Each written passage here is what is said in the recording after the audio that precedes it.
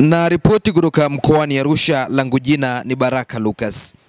Mtu mmoja anahofiwa kufariki dunia huku wengine wawili wakijeruhiwa vibaya katika ajali mbaya iliyotokea usiku huu maeneo ya Selentini Mianzini jijini Arusha. Kwa mujibu wa mashuhuda, gari aina ya Land Cruiser iliyokuwa katika mwendo kasi ilihusika kwenye ajali nyingine kilomita chache kabla ya kufika eneo la tukio, na katika harakati za kukimbia ndipo lilipowagonga waendesha bodaboda waliokuwa wamepaki kando ya barabara pamoja na mwanamke mmoja aliyekuwa akitembea. Waendesha bodaboda hao walijeruhiwa vibaya huku mwanamke huyo akipoteza fahamu papo hapo na baadaye kufariki dunia alipofikishwa hospitalini, kwa mujibu wa shuhuda mmoja. Jeshi la polisi lilifika eneo la tukio na kuwaisha majeruhi katika hospitali ya rufaa ya Mount Meru kwa matibabu na uchunguzi zaidi.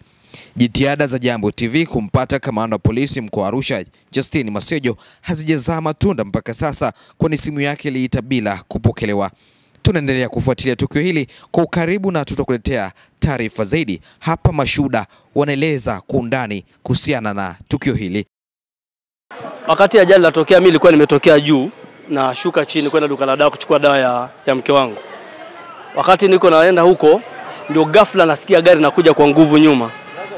Ile nageuka, wakati nageuka ndio naona cruiser imeshanipita, imegonga watu wengine walioko mbele yangu. Wakati napita sasa, baadaye imenigonga mkono, baada ya kunigonga ikaangusha simu yangu chini. Baada ya simu kuanguka chini, baadaye sasa ndio jamaa walikuwa wako chini hapo, wengine magonga kana rudi nyuma angalau watu wengine watoke.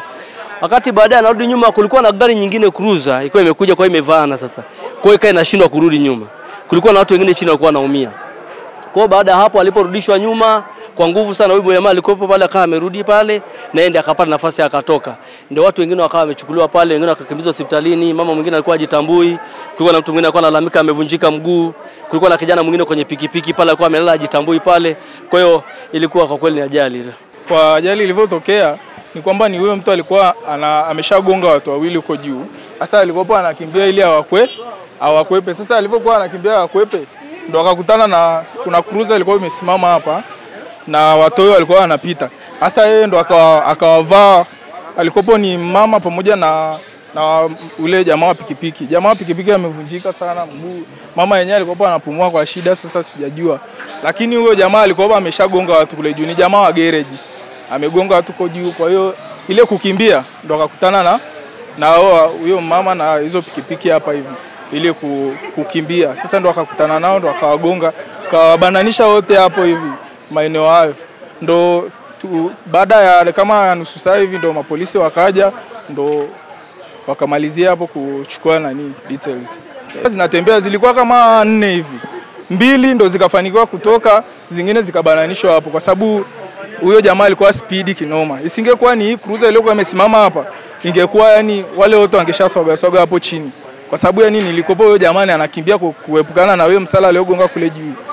Kwa hiyo ndo hivyo. Nadhani ni mama. Ile mama yule. Sidhani kama, sina uhakika, lakini alikuwa anapumua kwa shida sana. Na huyu mzee amevunjika mguu. Ni mbaya kwa sababu gani? Barabara ni ndogo afu magari yanapita mengi. Kwa simuona kama ilivyo finyu.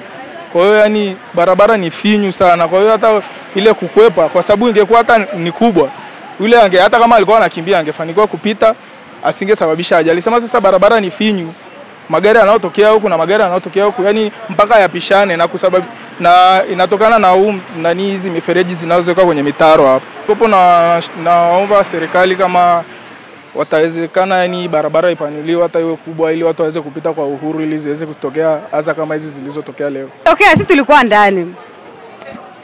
Mimi nafanya kazi hapa, ofisi yangu ni hapa. Sasa tulipokuwa ndani tukasikia kishindo kikubwa kweli. Kutoka nje tukakuta cruiser 2. Moja inatoka huku kwenda huku, nyingine inatoka huku kuja huku. Yule aliyotoka huku kuja huku, yeye kusababisha ajali. Ila aliyotoka huku alikuwa anakimbia. Nasikia pia wamegonga huko juu. Katika kukimbia sasa ndio alipofika hapa. Kwa kuna bodaboda wako kule ukutani. Kwa hiyo alipofika hapa wakawa wamegonga wale bodaboda, wakawa wamebana kwenye ukuta. Sasa katika kubana kwenye ukuta, huyu wa cruiser akawa amezuia.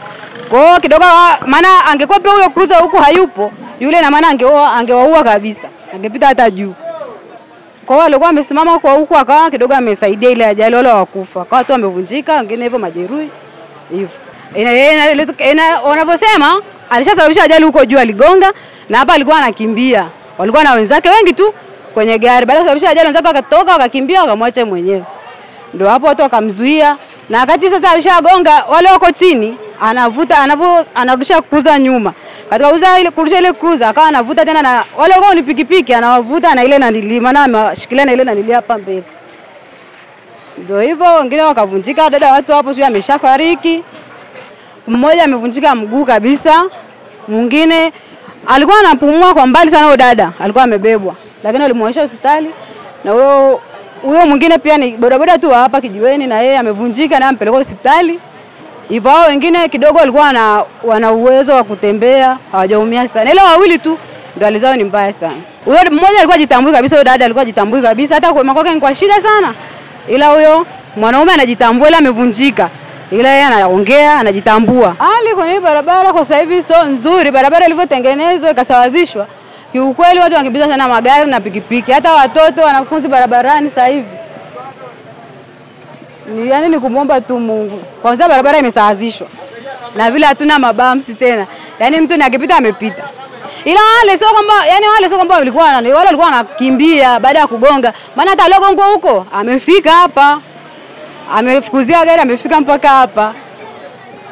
Akakuta na wenzake aliogonga na amesababisha tena ajali nyingine, ndio hivyo. Na yeye alikuwa hapa eneo la tukio. Imeshatokea, mimi nilikuwa tunaangalia mpira jirani na ajali ilikotokea. Huyo mtu nasikia alianza kugonga watu huko juu.